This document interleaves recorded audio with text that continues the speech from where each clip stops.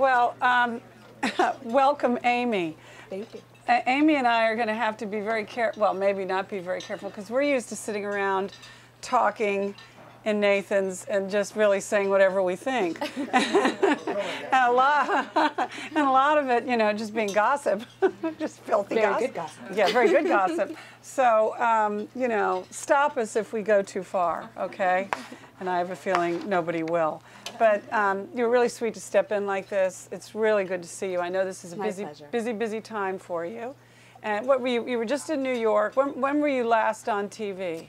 That would have been the day before yesterday, Yeah. with Anderson Cooper discussing what was going to happen in Michigan, which nobody knew. Nobody knew, and now we know. Now we know. How long have you been a CNN analyst? I've been with them since May of 2007. Okay. We should go back and do a little bit about you anyway, before we get into the meat of what happened in Michigan.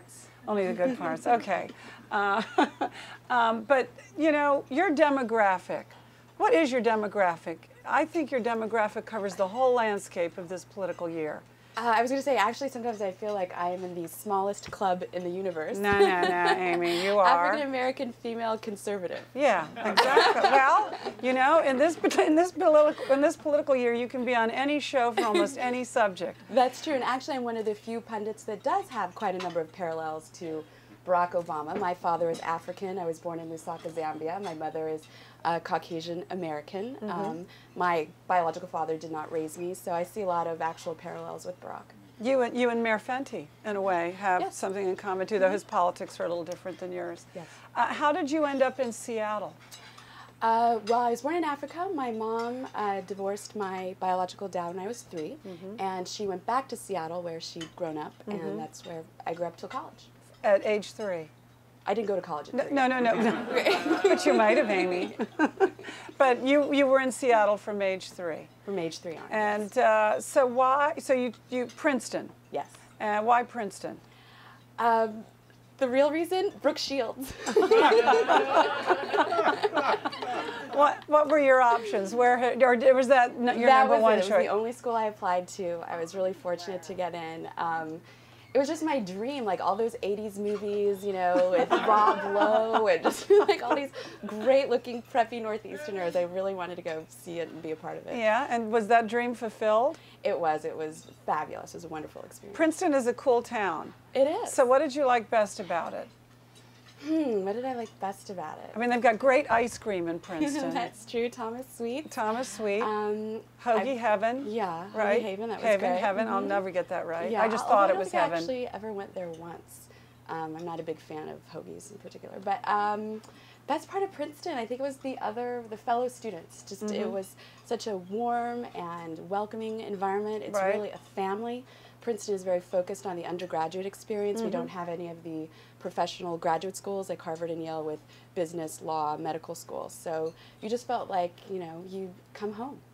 And now you didn't meet Brooke Shields there, right? I did not. She had already graduated. I've never gotten that pleasure of meeting Brooke And Shields. were there any good stories about her still floating around the campus? Only that I think she sort of had to suffer a lot of stalking. Unfortunately, I think she moved off campus to try to get away from it. Oh, well, that always makes it boring, I think, for the people who go to a campus to be near that celebrity student. Yeah. And then they're living off campus in a house with guards around it.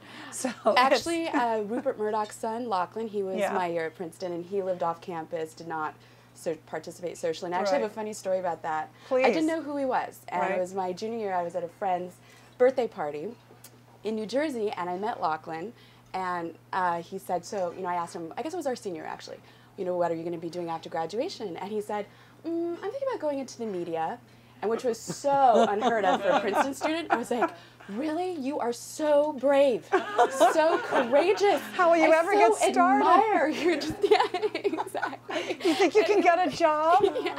And then they told my friends, like, I met the neatest guy, this guy Lachlan, and he's going to go into the media. And they thought I was a complete dingbat. Yeah, so do you keep up with him now? I don't. He was engaged to a friend of mine. that engagement didn't happen. He ended up marrying the Wonder Bra model. Oh, well, we'll get back to us then when see how that goes. You know, well, Ivanka Trump went to Georgetown. Oh, did she? But you never saw her, and I'm convinced that she was probably locked up in an apartment somewhere and escorted to classes and escorted back. Well, you know, I actually had a good friend from Princeton who was a teacher of hers when she was at Wharton. No, a girls' school in New York. I can't remember the name of it for some reason. But anyway, she was continually flitting off to the Bahamas for the weekends and led quite the glamorous life even as a young teenager. That's what we want rich, young heiresses to do. Did you go to Princeton knowing what you wanted to do? Had no idea. So how did you find it? Because you majored in economics. I did. How did that happen? My mom.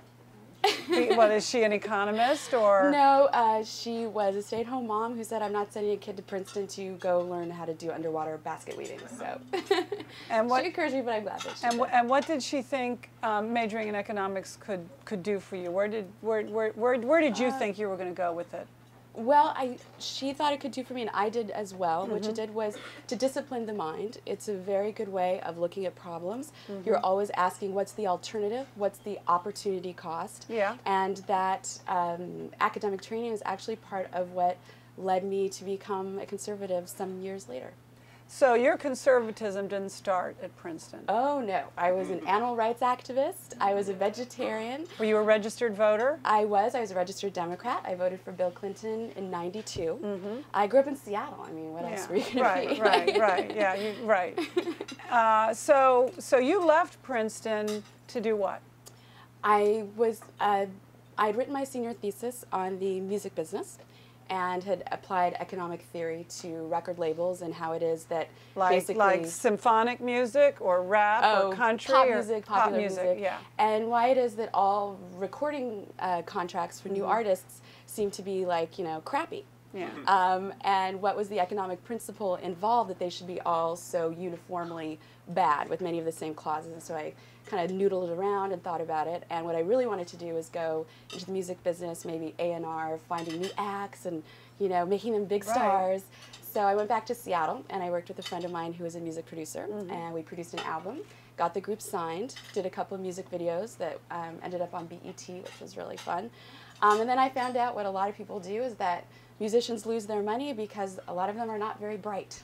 And they weren't going to listen to you? No. Or a lawyer? No. So I helped negotiate this amazing contract, a 3-album deal. The first album would have to sell 100,000 copies in order for the, or else the guys could go to like a bigger label. The label went back to them and said, we'll make an 8-album deal, which the guys were like, that's great. And anyone who knows about this knows that's really bad. It means that you're stuck at the terms you negotiated when you weren't famous on your 8th album. And if you make it to your 8th album, you're Janet Jackson, you're the Rolling Stones, you're one of the biggest groups, you know, in the world. So came to Washington to be back with my East Coast Do you friends. watch the current recording industry and wonder where it's going to go? Especially with the issue of downloading and piracy. Oh, absolutely. And actually my new beau, who I'm really excited about, is a copyright lawyer for Fox Studios. And he's coming after all the little children? Oh, he does. He like kicks in doors of college students and sends them to jail. But this is the biggest concern of the entertainment industry across the board.